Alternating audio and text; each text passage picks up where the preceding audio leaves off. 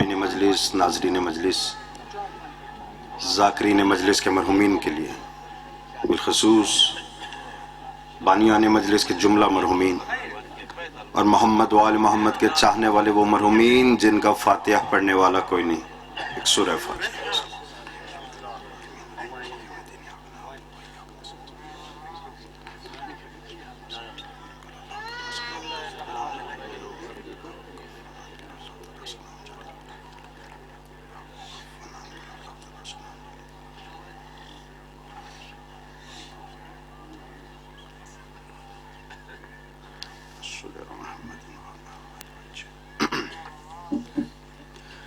اعوذ باللہ السمیع العلیم من الشیطان اللعین الرجیم، بسم اللہ الرحمن الرحیم، الحمدللہ رب العالمین۔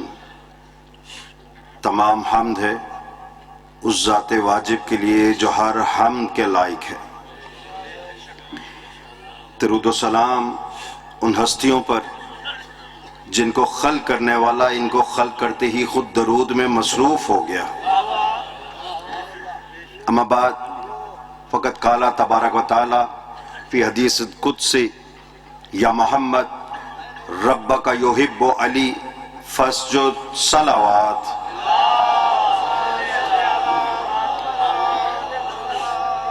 ماشاءاللہ مجمع کافی تعداد میں ہے، اور اگر مل کر درود پڑھے کم از کم اتنی تو آواز ہو کہ امام بارگاہ سے باہر تک چلی جائے۔ بآواز بلند درود پڑھ دیجئے محمد۔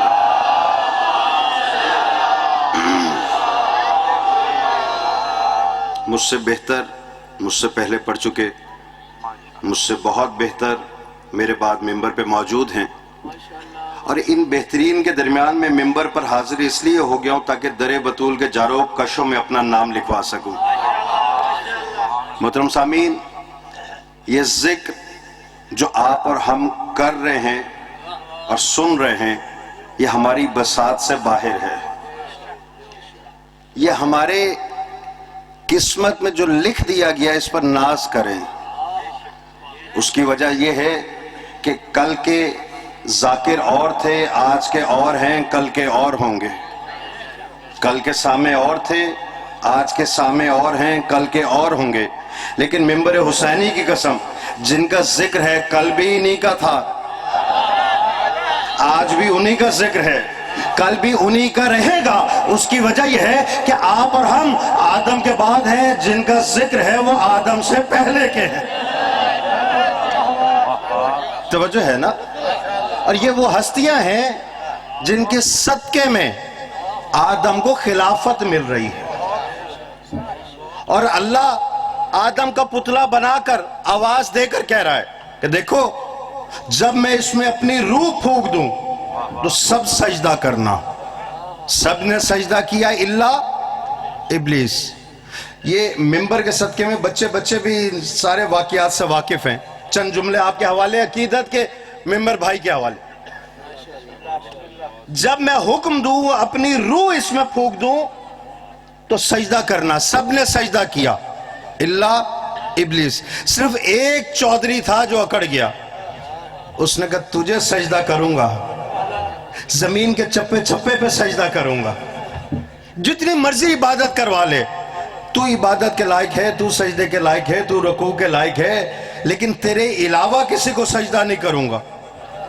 بھائی اگر میں مجلس پڑھ رہا ہوں، نصرت بھائی، جتنے بھی لوگ احباب بیٹھے ہیں، اگر کوئی اٹھ کے کہتے قبلہ آپ نے کیا تقریر کی ہے، تو نفس ہے نا وہ مغلوب ہو جاتا ہے۔ وہ کہتا ہے بھائی یہ جو تعریف کر رہا ہے اس کو ایک چائے کی پیالی پلا دو، ہے وہ تعریف اور بڑھا دے، دل کرتا ہے اس کو کھانا بھی کھلا دو۔ شیطان نے یہی سوچا کہ جس طرح انسان کا نفس ہے خدا کا بھی ویسا ہی ہوگا، میں جو تعریف کروں گا تو یہ کہے گا جا تجھے زندگی بھی دی، اس سجدے سے معافی بھی دی۔ لیکن شیطان کو معلوم نہیں تھا کہ اللہ کے نفس کا نام تو علی ہے۔ توجہ ہے نا؟ اللہ نے کہا نہیں، جو مجھے مانتا ہے لیکن میری نہیں مانتا وہ میرے والا نہیں ہے۔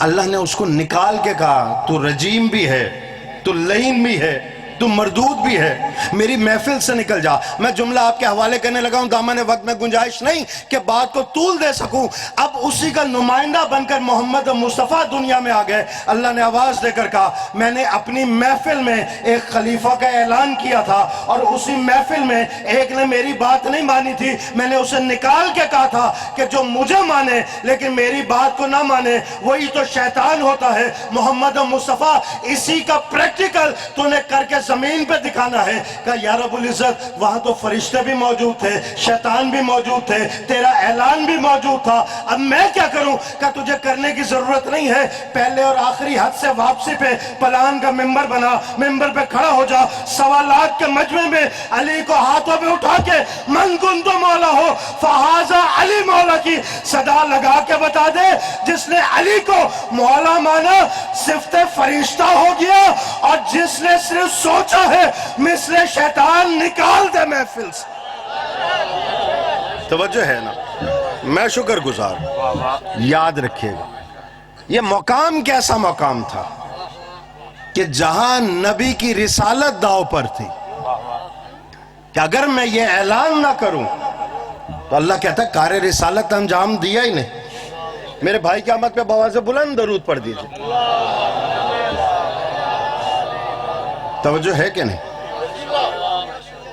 بھئی؟ نماز پہنچانے والا نبی نماز پہنچا چکا, روزے رکھوانے والا نبی روزہ رکھوا چکا, حج پہنچا چکا, زکوٰۃ پہنچا چکا, قربانی پہنچا چکا. وجہ کیا ہے اتنا سخت حکم آیا کیوں؟ سخت حکم اس لیے آیا کہ رب جانتا تھا علی بن کر گیا ہے گواہ,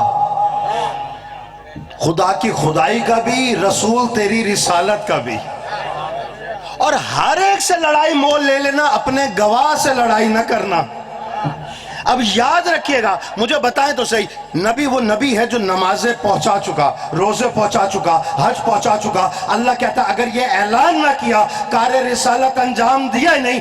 سنا نبی کو راہ ہے, لیکن بتا امت کو راہ ہے کہ امت وہ امت ہے جو نمازیں پڑھے گی, روزے رکھے گی, حج کرے گی, لیکن اگر ولایت علی نہ مانے تو عمل کسی بھی کام نہیں آنے والا.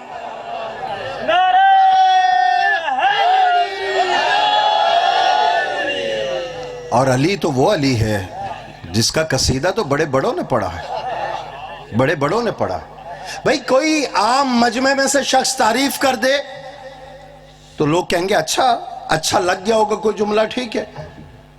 اگر ذاکرین کسی ذاکر کی تعریف کر دیں تو اس کی تعریف کا معیار بدل گیا نا. اور اگر کوئی امامے والا تعریف کر دے تو معیار اور بلند ہو گیا.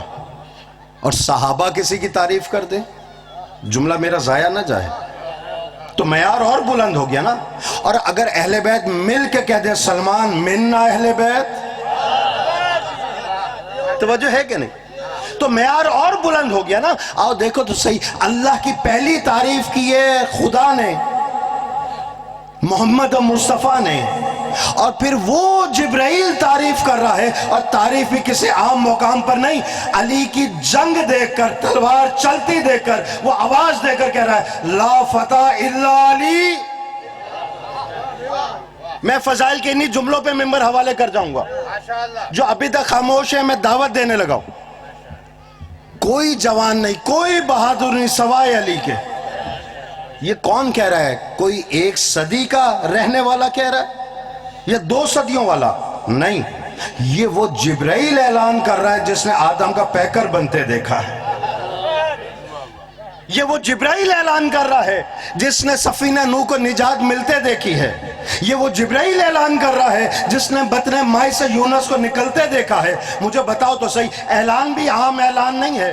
نصرت بھائی وہ اعلان کر کے کہہ رہا ہے لا فتح الا علی, کوئی جوان نہیں سوائے علی کے, کوئی بہادر نہیں سوائے علی کے. یہ کون کہہ رہا ہے؟ جس نے آدم کی جوانی دیکھی, جس نے نوح کی جوانی دیکھی, جس نے ابراہیم کی جوانی دیکھی, جس نے موسیٰ کی جوانی دیکھی, جس نے عیسیٰ کی جوانی دیکھی. وہ اعلان کر کے کہہ رہا ہے عیسیٰ کی جوانی کچھ نہیں، علی کی جوانی کے سامنے ابراہیم کی جوانی کچھ نہیں، علی کی جوانی کے سامنے آدم کی جوانی کچھ نہیں، علی کی جوانی کے سامنے. اور یہ دین پاگلوں کے لیے نہیں آیا، یہ دین بدحواسوں کے لیے نہیں آیا، یہ دین منہ کا لقمہ کان میں ڈالنے والوں کے لیے نہیں آیا، یہ دین جمعے کی نماز بدھ کے دن پڑھانے والوں کے لیے نہیں آیا. مجھے بتاؤ تو صحیح، اور جبرائیل سے پوچھو تو صحیح. جبرائیل دیکھ رہا ہے انبیاء کی جوانی، پھر علی کی جوانی. وہ بتانا یہ چاہ رہا ہے جب انبیاء کی جوانی، علی کی جوانی کے سامنے کچھ نہیں، تو کسی امتی کے بڑھاپا علی کی جوانی کا کیا مقابلہ کرے گا؟ یک زبان ہو حیدری. یاد رکھیے خوش نصیب ہیں آپ جو فرش عزا پر بیٹھ کر یہ ذکر سن رہے ہیں. خدا کی قسم امت علی کو پہچان جاتی تو علی کی بیٹیاں بندے ہاتھوں کے ساتھ بازاروں میں نہ ہوتی. ہم سے کہتے ہیں روتے بہت ہیں، ہم سے پوچھو مر کیوں نہیں جاتے، مر کیوں نہیں جاتے. علی کی وہ بیٹی کہ بیٹے اجازت مانگے تو کہتے رہی خبردار میرے بیٹے ہو تو حسین سے پہلے کوثر پر بھی پانی نہ پینا، حسین سے پہلے پانی چکھنا بھی نہ، پانی کو دیکھنا بھی نہ. حسین ملنے آئے تو بہادروں کی طرح کھڑی رہی، مولا عباس آئے تو بہادروں کی طرح کھڑی رہی. حد نہیں ہو گئی؟ باپ علی ملنے آیا تو پہرے دیتی رہی. پوچھو اس شریف زادی سے، یہ ماؤں بہنوں کے حوالے جملہ کرنے لگا ہوں، اس شریف زادی سے پوچھو جب باپ جاتا ہے نا اس کے گھر ملنے تو سسرال میں رہتے ہوئے بھی کہتی ہے بابا میں بڑی خوش ہوں. بھائی چلا جائے کہتی میں بہت خوش ہوں، چچا چلا جائے، ماموں چلا جائے، پریشانی ظاہر نہیں کرتی. لیکن اگر ماں چلی جائے، ماں کو بٹھا کے کہے گی اماں اس نے مجھے یہ تکلیف دی، اماں اس نے مجھے یہ تکلیف دی. جب نبی کی امت نے زیور پہنائے ہیں نا مخدومہ کو اور بے کجاوہ اونٹوں پہ سوار کر کے چلنے لگے تو بی بی کی نظر اس نیزے پر پڑی جس پر سر حسین تھا. رونا اپنے مقدر کا ہے. سر حسین کو دیکھا نا پھر نیچے دیکھا تو ایک بی بی ہے اپنی پسلیوں پہ ہاتھ رکھ کر سر کو بھی دیکھتی ہے، روتی بھی ہے. مخدومہ آواز دے کر کہتی ہے مستور تو کون ہے جو میرے بھائی کے سر کا طواف بھی کر رہی ہے اور رو بھی رہی ہے. بی بی نے مڑ کے کہا زینب مجھے پہچان، میں بقیہ چھوڑ کر آئی ہوں. جب ضربیں لگتی رہی صرف زینب تو نہیں گن رہی تھی، میں بھی بیٹھی گن رہی تھی. جب بھائی چلا ہے نا بہادروں کی طرح رخصت کیا ہے، علی اکبر گیا ہے بہادروں کی طرح رخصت کیا ہے. لیکن جب ماں کو دیکھا نا صبر کے سارے بندر ٹوٹ گئے. ماں کو دیکھ کر کہتی ہے اماں اس وقت کہاں تھی جب علی اکبر کا لاشا آیا، اماں اس وقت کہاں تھی جب عباس کے بازو قلم ہو گئے. اللہ لعنت اللہ ہے.